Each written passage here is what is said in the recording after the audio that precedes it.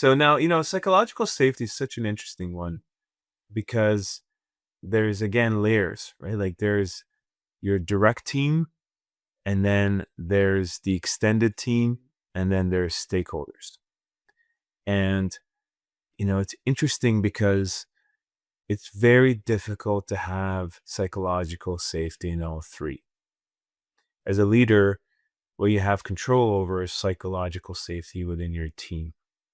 And chances are, outside of that, even within the organization that you operate outside of your direct team, you might have to take a different stance, more a stance around protection of your team and their idea, finding the right kind of stakeholders that will sponsor it and grow it.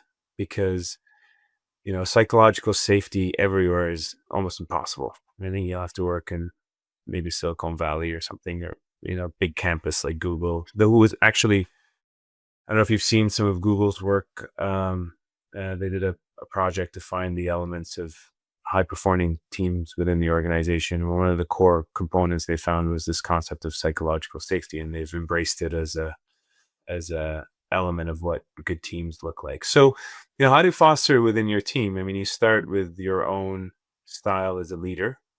You have to be really careful to balance supporting the team with clear direction so that things keep moving forward.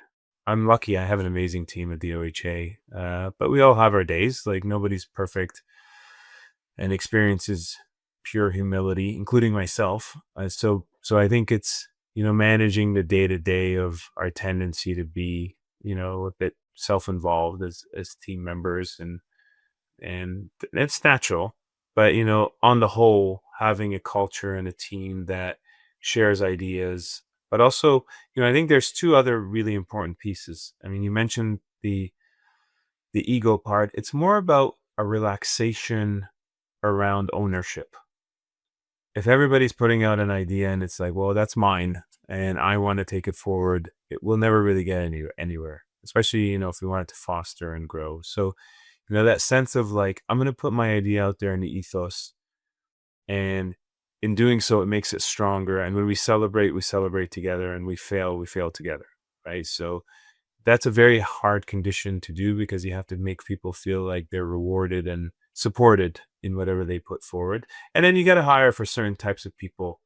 I think certain people are more guilty of the need of ownership over ideas, academics being a very good example of that. But, it just, you got to infuse it into the culture of the team. The other is, this kind of sense of trust that if you're in the pilot seat of a new idea or a new innovation, everybody around you is confident and trusts you in your ability to make decisions. And they respect the decisions that you have to make. They realize leading a new innovation or a new idea is really hard. I'm going to be in the seat one day. So, Michael's got this one. I'm here to support you, Michael. If you're doing something and it's going wrong, maybe I give you some advice, but like, don't start to tamper with the person's confidence that they are going to take it through. Be a supportive team member. And then in the failures, right? Because if you're in the innovation space, if you're lucky, 1 out of 5 ideas will actually work.